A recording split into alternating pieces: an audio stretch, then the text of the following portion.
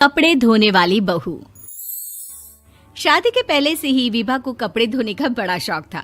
कभी नल के नीचे तो कभी तालाब के पास। अरे मेरी नीली वाली लुंगी नहीं दिख रही है। विभा की अम्मा, कहाँ रखी है लुंगी? अरे वो तो विभा ने परसों ही धोकर रखी थी आपकी अलमारी में, देखो वहीं होगी। वो ना मैंने आज धो दी, मुझे लगा कि गंदी हो गई होगी।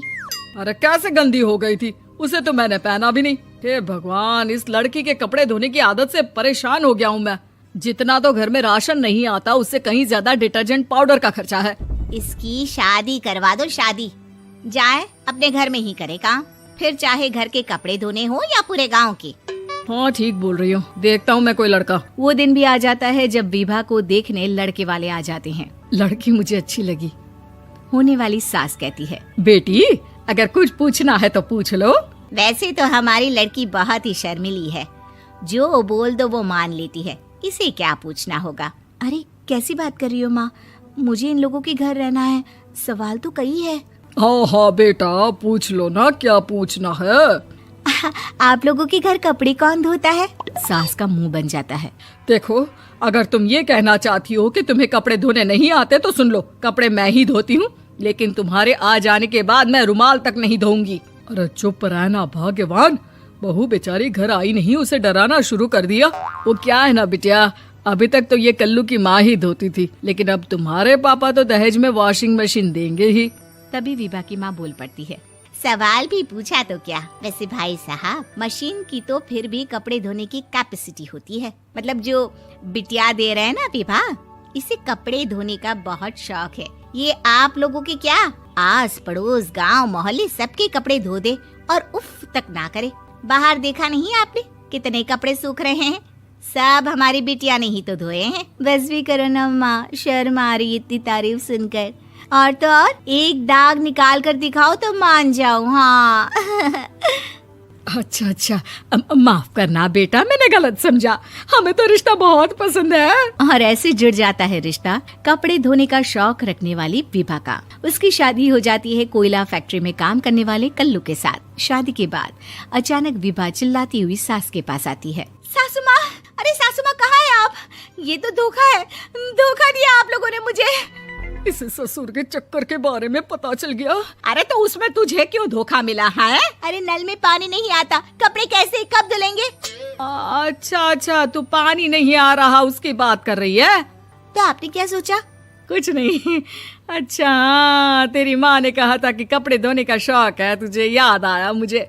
शौक बोलकर कपड़े धोने वाले मेरे जुनून को कम ना आके सासू माँ, कपड़ा धोना मेरा गुरूर है।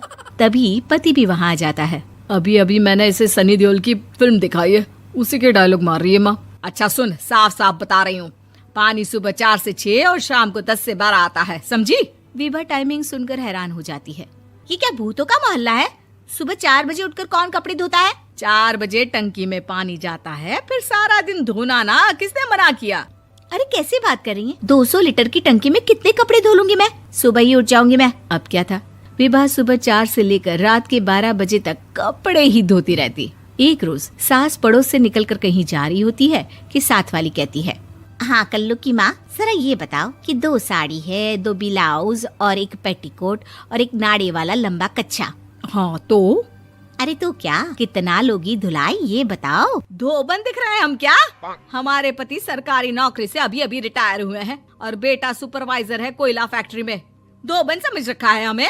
हाय रे कल्लू की अम्मा, माफ कर दो, वो तो मोहल्ले में यही सब बता रहे थे कि तुमने बहू को कपड़ा धुलवाने के काम में लगा दिया है। सास को पड़ोसन की बात सुनकर गुस्सा आ जाता है। वो घर पहुंचती है जहां घर के बाहर ही इतने सारे कपड़े सूख रहे होते हैं जितने कि किसी धोबन के घर पर। अरे ओ कल्लू की दुल्हन, बाहर निकल। माँ जी यहीं आ जाओ, बाथरूम में चादर धो रहे हैं हम। अरे अभी हम धोते हैं, तुमको बाहर निकलो। ये आस पड़ोस वाले बोल रहे हैं कि हम बहू से कपड़े धुलवा कर उसे कपड़ा धोने वाली बना दिए हैं। अरे छोड़ो ना माँ जी, किन लोगों की बातों में आती हो? आस पास के लोगों का तो काम ही होता है कि वो किसी तरह सास बहू को लड़ा दे। बहू सारे घर के कपड़े धोती है, ये क्या कम है? बोलिए। सास को भी लग जाता है कि वो बहू का ये सनकीपन नहीं छुड़वा सकती, इससे अच्छा है कि खुद ही चुप हो जाए। एक रोज सास और बहू मंदिर जाते हैं, जहाँ सास की साड़ी वहाँ खड़ी भीख मांगने वाली से मिलती है। माँ जी क्या बात है, आपकी साड़ी उस भिखारन से कितनी मिल रही है ना? हाँ हाँ देखो तो, दोनों की साड़ी मिल रही है। क्या बात है कल्लू की अम्मा, तुम खुद को तो अफसर की बीवी बताती हो और ऐसी सिंपल सी प्लेन साड़ी पहनकर घूमती हो। सिंपल और प्लेन नहीं है ये साड़ी। तो क्या सोने के धागे से फूल बने हैं? कुछ भी सासू माँ, कुछ भी। हाँ बने थे इस साड़ी में सोने के धागे से फूल। मेरे पति लेकर आए थे मद्रास से स्पेशली मेरे लिए 10,000 की। ताहे भाई साहब इस भिखारन के लिए भी सेम टू सेम साड़ी लेकर आए होंगे 10,000 की। सास उस वक्त तो कुछ नहीं कहती, लेकिन बहू के साथ घर आती है और अलमारी से एल्बम निकाल कर लाती है। ये साड़ी देख रही है, ये वही साड़ी है जिसे मैंने अभी पहना था। इस साड़ी में ये जो चमकदार फूल दिख रहे हैं ना, ये सोने के धागों से काढ़े गए हैं। लेकिन तू लोकल वॉशिंग मशीन ब्रश से घिस घिस कर सारे फूलों को निकाल कर साड़ी प्लेन कर दी। मुझे माफ कर दीजिए सासू माँ। और तो और, जब मैंने तुझे तेरी गलती के लिए कुछ नहीं कहा, लेकिन तूने तो सबके सामने मेरा मजाक ही बना दिया। क्यों? बहू को समझ में आ जाता है कि अब से उसका कपड़े धोना बंद।